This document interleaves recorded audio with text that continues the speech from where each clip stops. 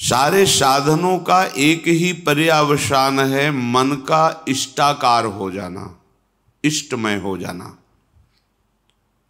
परंतु ये बहुत कठिन बात है। मन का प्रभु में समर्पित हो जाना बहुत कठिन बात है।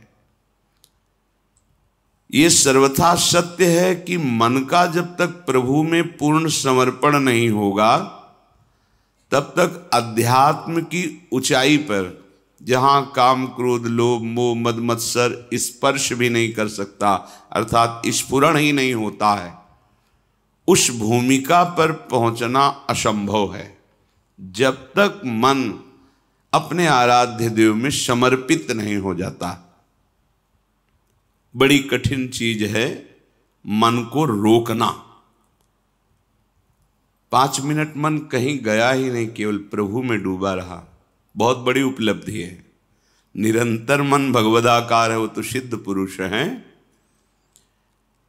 अर्जुन के सदस्य जो महाबली हैं, भगवान के सखा हैं और दिव्य हैं, वो प्रभु से कहते हैं कि मन को रोक पाना बहुत कठिन है प्रभु। इतनी सामर्थ्य है भगवान की कृपा से कि आपने चरित्र सुना, उर्वशी जी काम से प्रेरित होकर स्वागत करती हैं और वो कहते हैं माता कुंती और माद्री के समान मैं आपको देखता हूँ, जैसे गुरु पर भाव होता है वैसा आप पर भाव है, आप एक शब्द भी ऐसा न निकालिए। ऐसे महापुरुष कह रहे हैं भगवान से स्वयं कि मन को रोकना बड़ा कठिन है। इतना कठिन, वायुरिव सुदुष्करम, जैसे तूफान को रोकना कठिन है, ऐसे मन को रोकना कठिन है। परंतु भगवान अर्जुन की इस बात को एकदम नकारा नहीं कि तुम ठीक नहीं कह रहे हो, कह रहे ऐसा ही है। असंशयम महाबाहो मनो दुर्निग्रहम चलम, बिल्कुल तुम ठीक कह रहे हो, ऐसा ही है। मन को रोकना बहुत कठिन है, पर ऐसा नहीं है कि उसे रोका नहीं जा सकता।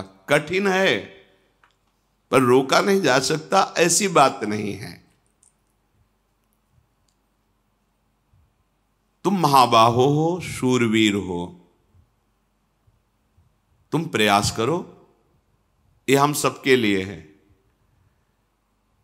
तो हम कहें कि हम तो शूरवीर हैं नहीं, देहाभिमान के कारण तुम वास्तविक शूरवीर नहीं हो। अपने स्वरूप की तरफ देखोगे तो तुम भगवद अंश हो। जो अर्जुन जी में आत्मस्वरूप विराजमान है भगवान, वही तुम्हारे हृदय में विराजमान है, बिल्कुल संशय मत करना।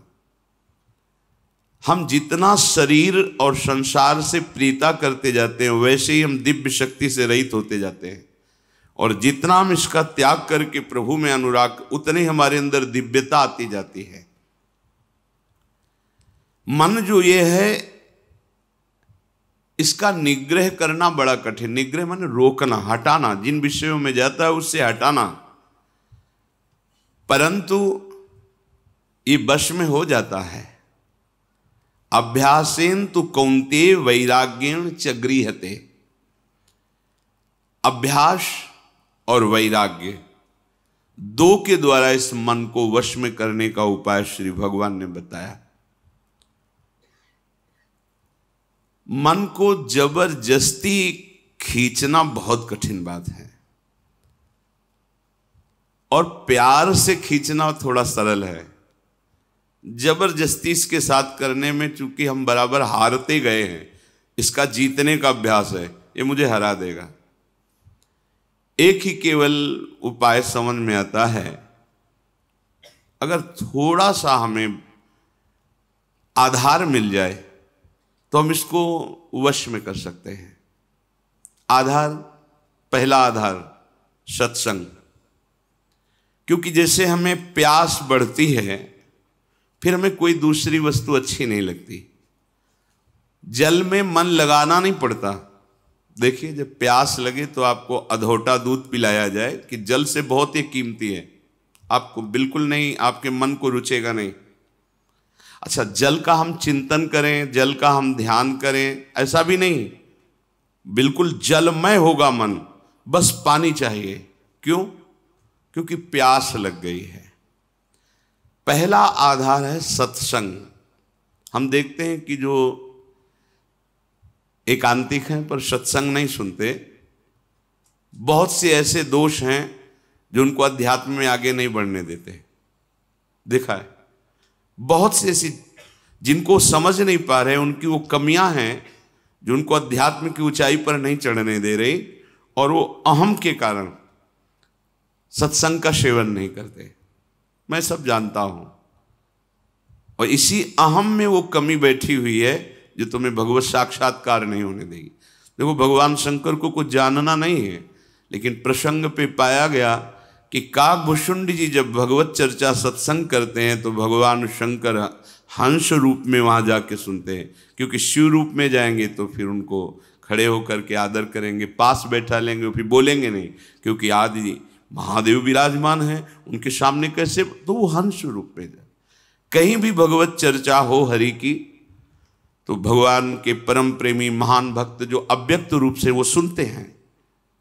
कहीं भी भगवत चर्चा हो, हनुमान जी जैसे परम ज्ञानी बैठकर सुनते हैं चुपचाप गुप्त रूप में आकर के, ऐसे कि जैसे हम जान ही न पावें, ऐसे बैठ के सुनते हैं। सबसे पहला मन को रोकने का आधार है सत्संग। सत्संग क्या करता है? प्यास जगाता है प्रभु की। हमें क्यों आवश्यकता है भजन की? हम क्यों भगवत प्राप्ति करें? क्या जरूरत है? हमें जरूरत है भोजन की, रुपया पैसा की, भोग सामग्री की, पद प्रतिष्ठा की, वाहवाही की। ये असत्संग की बातें सत्संग में पूर्णतया धीरे धीरे अंदर की जो मन में बैठी हुई वो नष्ट हो जाती है, और निश्चय होने लगता है कि भगवत प्राप्ति और भजन ही यही जीवन है। पहला आधार सत्संग है जो हमें प्रभु की प्यास जगाता है। बिना आधार के मन टिकता नहीं है। जब हमें सत्संग रूपी आधार मिलता है तब भक्तों से प्रियता जागृत होती है। कई जैसे उपासकों ने बाहर के प्रश्न किया कि हम श्री जी को नहीं जानते, क्या संप्रदाय है, क्या उपासना, हम तो बस आप और आपकी बात को मानते हैं। हमारे सामने आप हैं और आपकी बात है, बात बन गई क्योंकि आपने आधार ले लिया ना। और भगवान को बहुत प्रसन्नता होती दास दासोहम वृत्ति से। हरिदासों के प्रति दासत्व का भाव रख लिया जाए तो बहुत जल्दी। इसके बहुत सी छंदों में सेवक जी ने राधा वल्लभ भजत भज भली भली सब होए, ऐसा वर्णन किया है। दूसरा आधार प्राप्त होता है भक्त प्रियता। भक्त प्रियता का तात्पर्य होता है उनके शरीर से राग नहीं, उनके द्वारा जो दिया हुआ उपासना का स्वरूप है वो प्राणों से भी अधिक प्रिय लगे। कल किसी ने एकांत में पूछा था, हम आपके हैं पर बहुत दूर रहते हैं विदेश में, ये बर्दाश्त नहीं होता, आपसे दूरी बर्दाश्त नहीं होती। अच्छा है, पर उसे विवेक पूर्वक समझिए। हृदय की नजदीकी सबसे बड़ी नजदीकी होती है। शरीर की नजदीकी आपकी है और हृदय की नहीं है तो आप हमसे बहुत दूर हैं। हृदय की नजदीकी सदैव नजदीकी मानी जाती है, शरीर की नजदीकी और हृदय की दूरी बहुत दूरी माना जाता है। भक्त प्रियता, पहला सत्संग, दूसरा भक्त प्रियता। आपके हृदय में भक्त प्रियता। एक बार श्री पूज्य गोस्वामी राधा वल्लभ जी के पूर्व में किसी भक्त के यहाँ गए, हो बड़ा दैन्य भक्त, बहुत पुकार, तो आचार्य चरण कृपा करके पधारते थे, गृह पावन करते, राधा वल्लभ लाल जी के चरणों की उपासना का भाव प्रकट करते।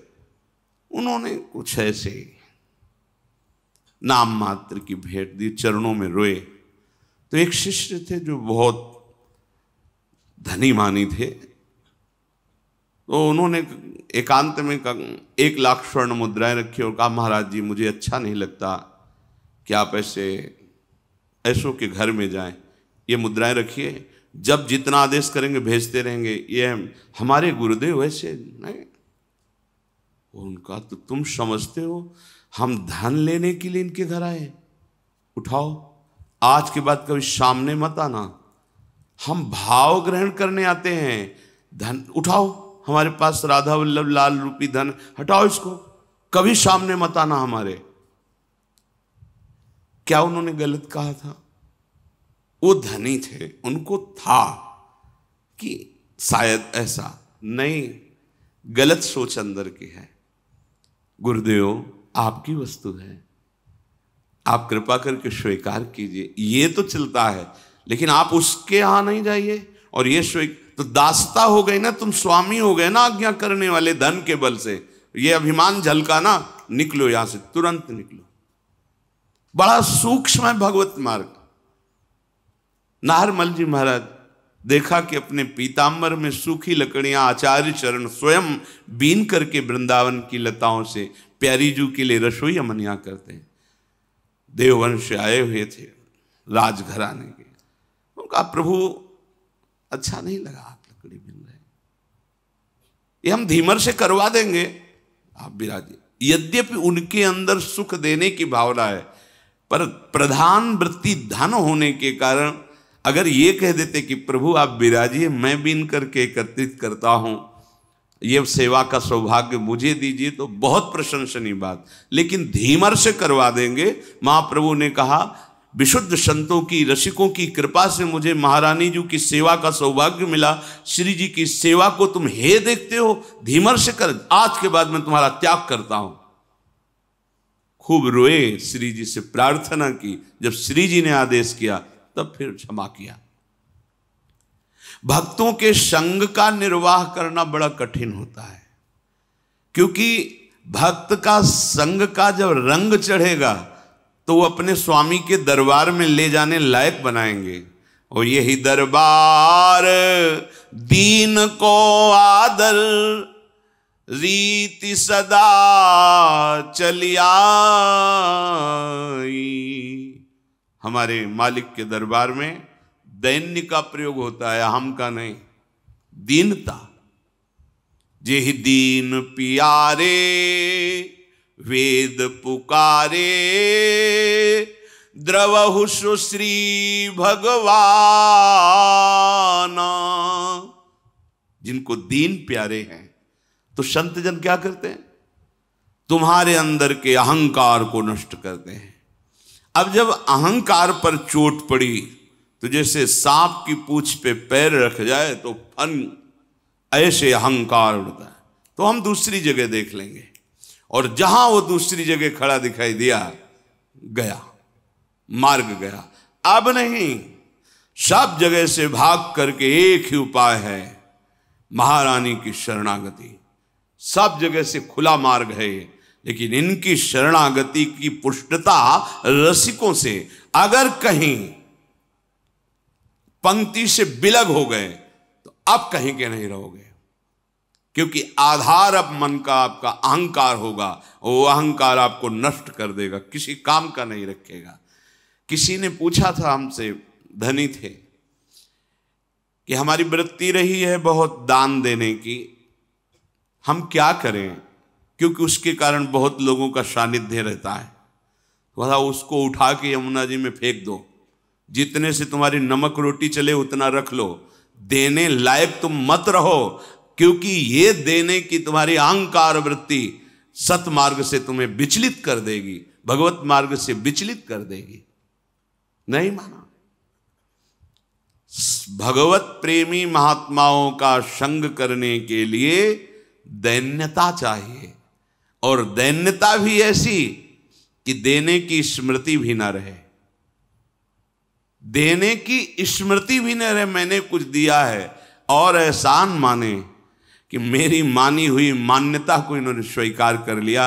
अहो भाग्य, जिसे मैं ढो रहा था उसको इन्होंने मिटा दिया। जब भक्त संग होता है, इसके बाद उसको प्रेम का आधार मिलता है। क्या? नाम में प्रीति, रूप में प्रीति, लीला में प्रीति, प्रभु की सेवा में प्रीति। अब जैसे उसे ये आधार मिला तो फिर मन लगाना नहीं पड़ता, स्मरण प्रारंभ हो जाता है। पर आधार आपका एक एक कदम सुदृढ़ होना चाहिए, फिसलना नहीं चाहिए। जो तुम्हारे अनुकूल बर्ताव करे सदैव, तो आप निश्चित समझ लेना आपका दरबार में प्रवेश नहीं होगा। बात समझ लो हृदय से, आपका कल्याण नहीं होगा, क्योंकि जगत में यही तुम्हें मिलता रहा है, उसी से तुम्हारा मलिन अहंकार पुष्ट हुआ है। अब उसके नष्ट होने का अवसर मिला है, क्योंकि भक्त संग मिला है। एक शिष्य बनने के लिए गुरुदेव के पास गए।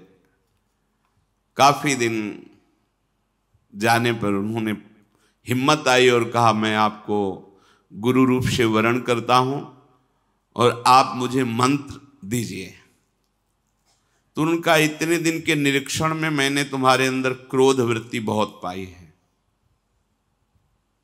आश्रम में तुम जिससे देखो झिड़कते रहते हो, तुम्हारी नाक में गुस्सा रखा है। हम मंत्र तब देंगे जब तुम इस गुस्से पर काबू कर लो। 1 वर्ष तुम्हें समय देते हैं, अपने क्रोध को काबू में करो, फिर तुम्हें हम मंत्र देंगे। 1 वर्ष तक तुम्हें कोई भी सताए, तुम्हें गुस्सा नहीं करना जी। 1 वर्ष पूरा हुआ, स्नान करके आ रहे थे, गुरुजी ने एक मेहता रानी को बुलाया और कहा, माई ये आ रहा है, तुम झाड़ू ऐसा लगाना किसी के ऊपर धूल जाए। ठीक है। वो तब तक खड़ी रही जब तक वो अजान नजदीक आए, तो रज में ऐसी झाड़ू लगाई कि पूरा रज ऊपर एकदम, तुझे दिखाई नहीं दे रहा मैं नहा के आ रहा हूं, और ऐसा बहुत बिगड़े। वो हाथ जोड़ के, महाराज क्षमा करो, हमें पता नहीं था कि आप आ रहे हो, हमारा काम ही है सोनी लगाना, ऐसा। तो मारने के लिए भी। अब वो गए, कहा गुरुजी 1 वर्ष हो गए। तो बोले जिसको त्यागने के लिए कहा था वो तो त्यागा नहीं। सुना अभी अभी तुम गुस्सा करके आ रहे हो मेहतरानी से, जो नित्य सोनी सेवा करती हैं, पूज्य भाव रखना चाहिए। तुमने उन पर क्रोध किया और सुना कि तुमने ऐसे भी मारा नहीं, पर हाथ तुम्हारा उठ गया, अभी नहीं, जाइए 1 वर्ष और अभ्यास कीजिए। अब दूसरे वर्ष जो वो नित्य वही आश्रम की सोनी सेवा का उसका, बोले अब की बार झाड़ू मारना, धूल नहीं, नजदीक आवे तो झाड़ू ऐसे लग जाए उसके शरीर में। बोले जो महाराज मारेगा तो नहीं। बोले नहीं, अब की बार 1-2 शिष्य आसपास रहेंगे, अगर वो गुस्सा करेगा तो उसे पकड़ लेंगे, तुम्हें मारेंगे नहीं। ठीक है महाराज। जब वो स्नान करके बड़े आनंद से आ रहे थे, तो अब की धूल नहीं उड़ाई, सीधे नजदीक जाके ऐसे झाड़ू 1-2 मारी और सीधे उसके शरीर में, पैरों में ऐसे। उसने कहा कि मूर्खा, तुझे समझ में नहीं है, मेरा 1 साल पीछे बर्बाद कर दिया, फिर दूसरा मैं स्नान करके दीक्षा के लिए जा रहा था और बहुत कड़वा बोले, पर हाथ नहीं उठाया। गुरुजी देखो तुमने गुस्सा किया, अभी 1 वर्ष, जब तुम्हें गुस्सा ना आवे 1 वर्ष अभ्यास करो, क्रोध नष्ट होने पर ही हम, क्योंकि ये क्रोध बना रहेगा तो ये भजन आगे को जो विस्तार करना है भजन का, भागवतिक प्रकाश, वो होने नहीं देगा। अब सोचो, जो अपने लोग परमार्थ में काम क्रोध लोभ आदि की वृत्तियों को ही नहीं देख रहे, मनमानी आचरण कर रहे, कैसे भगवत बोध होगा। गुरुदेव इतना समय हो गया और आपने एक बहाना बना लिया है कि गुस्सा करो। बोले दोष दृष्टि करते हो, और नहीं क्षमा पर, तो 1 वर्ष और, अगर भगवान नाराज हो जाए किसी कारण से तो गुरुदेव भगवान क्षमा कर दे, तो भगवान कभी अपराध नहीं मानते। हरि रूठे गुरु शरण है, गुरु रूठे हरि नाहि। यदि गुरु भगवान का हृदय संतप्त हो गया तुम्हारे आचरण से तो तुम्हें भगवान श्री हरि सहयोग नहीं करेंगे। अगर श्री हरि नाराज हो जाए और गुरुदेव भगवान का वरद हस्त है, कुछ नहीं बिगड़ने वाला। गुरुजी ने कहा कि अब तुम्हें 1 वर्ष तक पुनः अभ्यास करना है। 3रा वर्ष गंगा स्नान करके आया। गुरुदेव ने कहा आपकी बार कूड़ा भर के पूरी टोकरी रखना, जितना जूठन पत्तल सब आते उसकी खोपड़ी से डाल देना। ऐसा ही किया। जे भी नजदीक आए पूरा वो सब पवित्र जो प्रसादी दोना पत्तल झाड़ू से लगा के जो कूड़ा कर सब उनके ऊपर से डाल दिया। तुरंत उन्होंने घुटने टेके और चरण पकड़ा और कहा माँ, मैं समझ नहीं पा रहा था कि आपका उद्देश्य क्या है। कहीं न कहीं गुरुदेव भगवान की हम पर कृपा है। मुझे आज दोबारा स्नान करने का सौभाग्य मिलेगा गंगा जी का। लौट गए, नहा के आए, कहना नहीं पड़ा गुरु मंत्र दे दो, आओ गुरु मंत्र लो। क्रोध, मान, कई बार बताया लाला बाबूजी जब परम विरक्त रहते थे, एक लंगोटी लगाते भिक्षावृत्ति से जीत, और जब श्री कृष्णदास जी से कहते कि विरक्त मंत्र और विरक्त भेष दे, और नहीं अभी आप अधिकारी नहीं, तो खोज करते कि मेरे में कौन सी ऐसी कमी रह गई जो गुरुदेव। तब ध्यान आया कि बड़े सेठ थे तो रंगनाथ जी के सेठ से उनकी लाग डांट थोड़ा ईर्ष्या चलती थी, हो सकता है ये वृत्ति अंदर हो, इसलिए शायद ऐसा। तो भिक्षुकों की लाइन में सुबह वहाँ खिचड़ी आदि रंगनाथ जी वो भिक्षुकों की लाइन में खड़े हो गए। किसी ने जाकर बताया कि लाला बाबू भिक्षुक बन करके खड़े, वो सेठ जी सुंदर सुंदर भोग सामग्री और अमूल्य वस्तुएं, और कहा सेठ जी आप लाइन में क्यों खड़े। एकदम ईर्ष्या जो अंदर थी वो सब पानी पानी हो गई, और उनका आप आइए। ऐसा नहीं, बोले हम तो भिक्षुक हैं, बस 1 मुट्ठी खिचड़ी या चावल दे दीजिए। और वापस जा ही रहे थे कि रास्ते में गुरुदेव मिल गए और कहा आज तुम्हें विरक्त मंत्र और विरक्त भेष देने की इच्छा हो गई। बड़ा सूक्ष्म भगवत मार्ग। ये देहाभिमानी, धनाभिमानी, बुद्धियाभिमानी ये उस महिमा को नहीं जानते हैं। तो जब हमको किसी भक्त का संग मिले तो समझना कि मन का आधार मिल गया है। हमने प्रभु को नहीं देखा, लेकिन प्रभु स्वरूप गुरुदेव को देख रहे हैं। हम प्रभु से तो बात नहीं की, पर अपने गुरुदेव से बात कर रहे हैं। प्रभु की आज्ञा को तो हम नहीं समझ पाए, क्योंकि गीता भागवत वेद सब भगवान की आज्ञा है, पर हम गुरुदेव की आज्ञा पर चलते हैं। तो इनकी कृपा से ज्यादा प्रयास नहीं करना पड़ेगा, मन स्वाभाविक लगने लगेगा। साधन का उपदेश उसी के ऊपर रंग लाता है जो उनकी आज्ञा के अनुसार चलते। सुनते तो सब हैं, ध्यान रखना, रंग उसी के ऊपर। एक एक शब्द बहुत कीमती होता है। जब संत महात्मा बोलते तुम उसे ऐसा मत समझना कि इनका नशा है बोलना। एक एक शब्द बस पकड़ लो, ये परमार्थ है। एक एक शब्द पर ध्यान दो। अगर तुम उसे उपहास में ले लोगे तो कहते ही रहते, तो माया घसीट के वहां खड़ा कर देगी। अब ना पीछे के रह गए, जो मंत्र जपते थे वो नहीं चलेगा, क्योंकि तुमने दूसरा मंत्र ले लिया, और जहां मंत्र लिया वहां अपराध बन गया, अवज्ञा बन गया। अब ये भी नहीं चलेगा। वो होगा क्या? विषय चिंतन और लोक रिझावा, खत्म, परमार्थ खत्म। अध्यात्म यहां प्रकाशित होता है। गुरु आज्ञा से चलो, आपको मार्ग अंदर दिखाई देगा, शुद्ध दिव्य मार्ग, ये मार्ग चल रहे हैं। यदि आज्ञा का पालन नहीं किया तो एक शब्द याद रखो, तुम्हारा स्खलन हो जाएगा। स्खलन होता है गिर जाना, तुम पतित हो जाओगे, गिर जाओगे। ये मार्ग ध्रुवदास जी ने लिखा है कि यद्यपि घरनी अति बुरी, पति नहीं छाणत ताय, देखत ही पर पुरुषम तजत ही वाय। पत्नी बहुत कड़वे स्वभाव की है, बड़ा रुद्र रूप रखती है, अनुकूल व्यवहार नहीं करती है, पर वो किसी और पुरुष की तरफ आंख उठा के नहीं देखती, कभी पति उससे त्याग नहीं सकता। लेकिन बहुत मधुर व्यवहार करती है, बहुत मृदु मीठा बोलती है, सामने आने पर बड़ा सम्मान करती है, लेकिन पीछे आचरण उसके पर पुरुष से जिस दिन उसको पता चलेगा उसी दिन उसके हृदय से बात खत्म हो जाएगी कि ये मेरी बात। बस ऐसे ही हमारे गोपाल जी की, हमारे प्रभु की रीति है। मन वचन कर्म से प्रभु के अनन्य होकर एक भरोसो, एक बल, एक आश विश्व। अगर कहीं दिखाई दे गया कि दूसरे का आश, बस भी बहुत लंबी यात्रा है, आप मंजिल नहीं प्राप्त कर सकते। तो एक शब्द याद रखिए कि आज्ञा पालन न करना अर्थात अपने मार्ग से स्खलित हो जाना है। भक्ति साधन को मामूली साधन मत समझो। जो महाप्रेम प्रकट करके भगवान को अधीन कर दे, उसके लिए सिर्फ तुम्हारी अनन्यता की परीक्षा होगी।